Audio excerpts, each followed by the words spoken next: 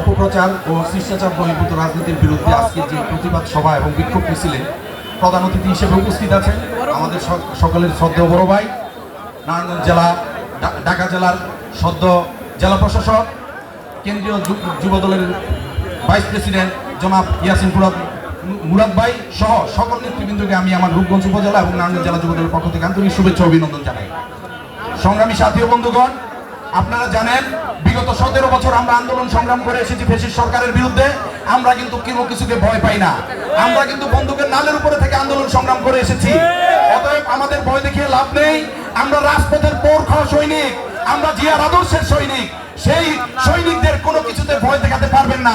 যাই হোক, আগামী আন্দোলন সংগ্রামে সাদেক ভাই এবং রনিবের নেতৃত্বে আমরা যে কোনো সময় আমাদের ডাক দিবে আমরা প্রস্তুত আছি, সেই আশাবাদ ব্যক্ত করে আমি আমার বক্তব্য শেষ করছি। আসসালামু আলাইকুম।